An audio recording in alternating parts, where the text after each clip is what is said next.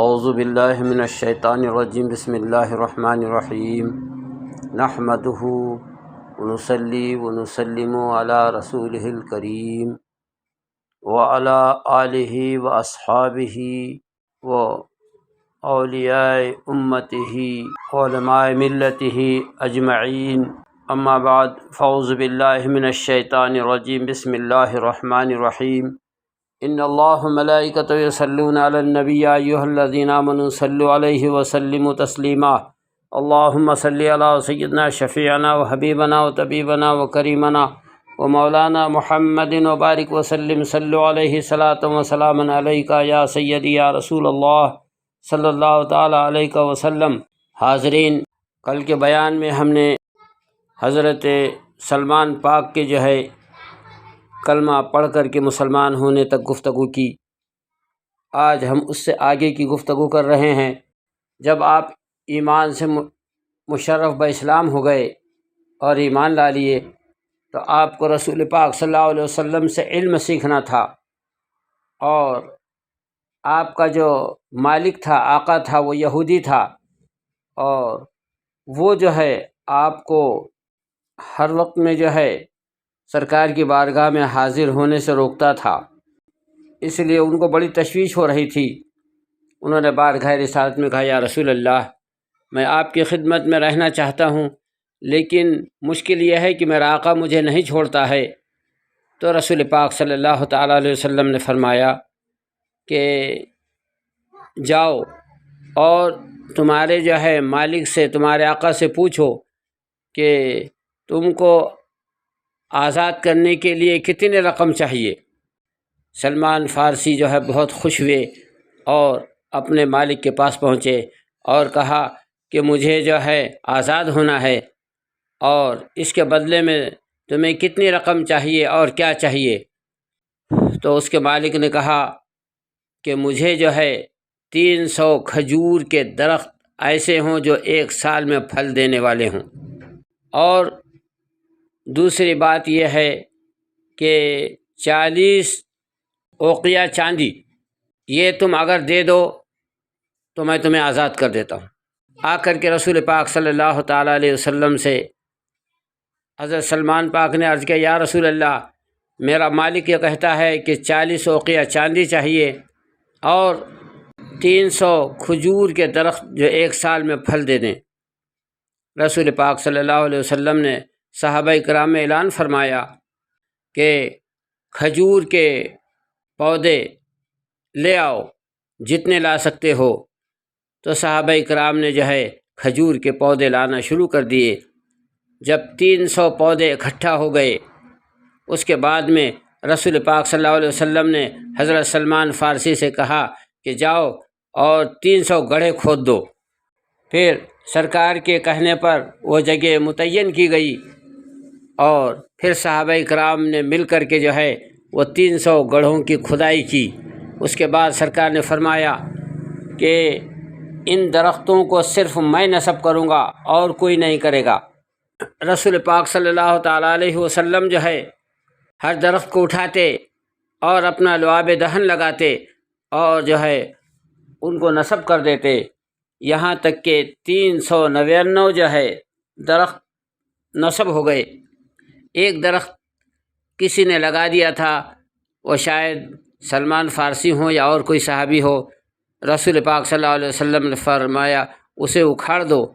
اسے اکھاڑا گیا، اور پھر رسول پاک صلی اللہ علیہ وسلم نے اس کو لعاب دہن لگایا اور پھر اس کو نصب کر دیا۔ پھر اس کے بعد میں اب اس کو 40 اوقیہ چاندی کا انتظام کرنا ہے۔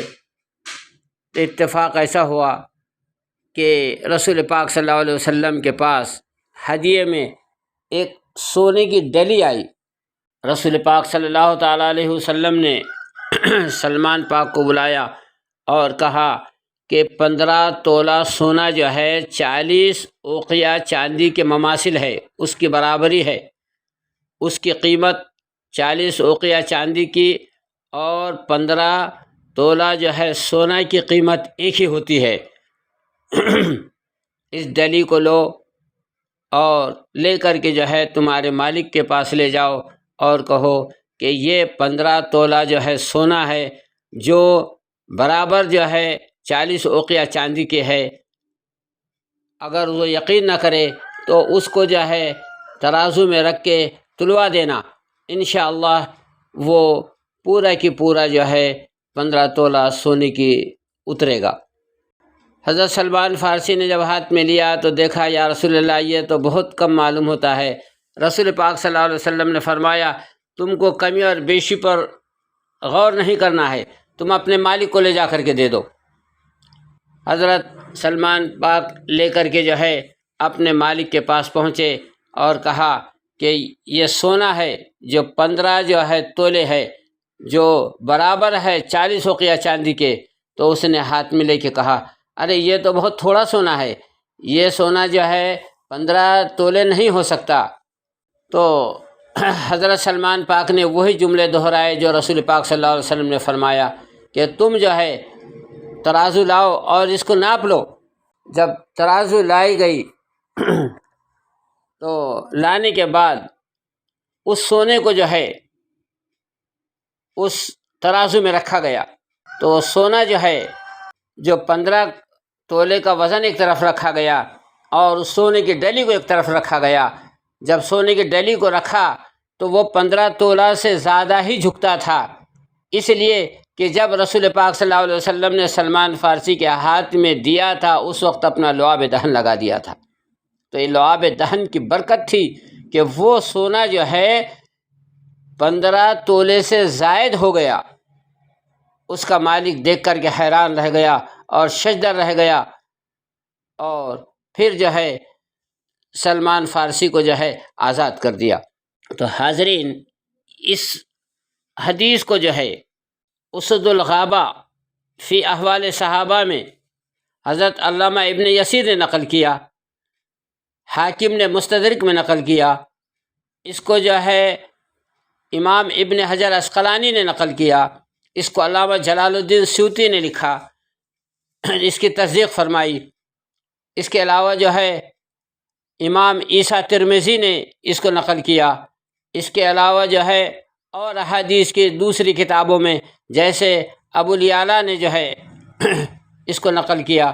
تو یہ حدیث جو ہے بڑی مشہور حدیث ہے اور حق تواتر کو پہنچتی ہے۔ تو حضرت سلمان فارسی رضی اللہ تعالیٰ عنہ جو ہے آزاد ہو گئے اور پھر جو ہے رسول پاک صلی اللہ علیہ وسلم کی بارگاہ میں آئے۔ تو اب یہاں صحابہ کرام میں بات چلی کہ انصاریوں نے کہا کہ سلمان جو ہے ہمیں دے دیا جائے، ہم انصاریوں میں ہیں، ان کو انصاری بنا دیا جائے۔ تو مہاجرین نے کہا کہ یہ ہجرت کر کے آئے ہیں، یہ جو ہے مہاجر ہیں۔ یہ دونوں کے اندر آپس میں گفتگو چل رہی تھی تو رسول پاک صلی اللہ علیہ وسلم نے فرمایا سنو، سلمان نہ مہاجر ہیں نہ انصاری ہیں، بلکہ بڑی خوبصورت نفیس بات سرکار نے فرمائی جو سلمان پاک کی ذات کو جو ہے بہت بلند اور بالا کر دیتی ہے۔ سرکار نے فرمایا السلمان من اہل بیتی، سلمان میرے اہل بیت سے ہے۔ اس جملے نے جو ہے سلمان پاک کو جو ہے پاک بنا دیا، طاہر بنا دیا۔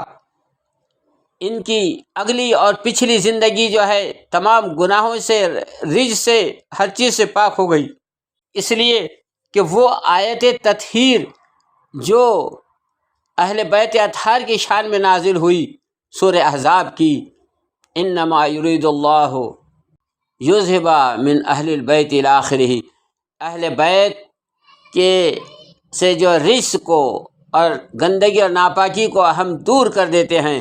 تو سلمان پاک کو جب سرکار نے فرمایا السلمان من اہل بیتی، تو سلمان پاک جو ہے تمام برائیوں سے، خرابیوں سے، نجاستوں سے پاک ہو گئے، اور آپ سلمان فارسی نہیں رہے بلکہ سلمان پاک ہو گئے، اور آپ کو جو ہے سلمان پاک کے نام سے ہی پکارا جانے لگا۔ اس کے بعد رسول پاک صلی اللہ علیہ وسلم کی خدمت میں رہتے حضرت سلمان فارسی رضی اللہ تعالیٰ عنہ سے جو ہے 64 حدیثیں جو ہے مروی ہیں، جو صحیح حدیثیں ہیں، اور اس کو جو ہے امام بخاری، امام مسلم، امام ترمذی، امام نسائی، امام ابو داؤد، امام ابو الیعلا، حاکم اور مسند عبدالرزاق، ان تمام احادیث کے اندر جو ہے حضرت سلمان پاک کی وہ 64 حدیثیں جو ہے موجود ہیں۔ اس کے علاوہ جو ہے سلمان پاک نے جو ہے غزوات میں بھی شرکت کی اور غزووں میں بھی شریک رہے، خاص طور پر غزوہ تبوک وغیرہ کے اندر، غزوہ خندق کے اندر رہے آپ شریک، اور غزوہ خندق کے اندر جو ہے آپ کا بڑا رول رہا، اور آپ کے مشورے سے ہی جو ہے وہ جنگ خندق کے اندر جو ہے کامیابی حاصل ہوئی۔ اور رسول پاک صلی اللہ علیہ وسلم کو جب مکے والوں کی طرف سے یہ خبر پہنچی کہ ہم جو ہے 30,000 25,000 30,000 کا ایک لشکر جرار لے کر کے جو ہے مدینہ منورہ کو جو ہے ملیا میٹ کرنے کے لیے آ رہے ہیں، تو ایسی صورت میں رسول پاک صلی اللہ علیہ وسلم نے سلمان فارسی اور تمام صحابہ کو جمع کر کے مشورہ طلب کیا۔ انشاءاللہ اس پر ہم اگلی گفتگو کل کریں گے۔ وآخر الدعوانا ان الحمد للہ رب العالمین۔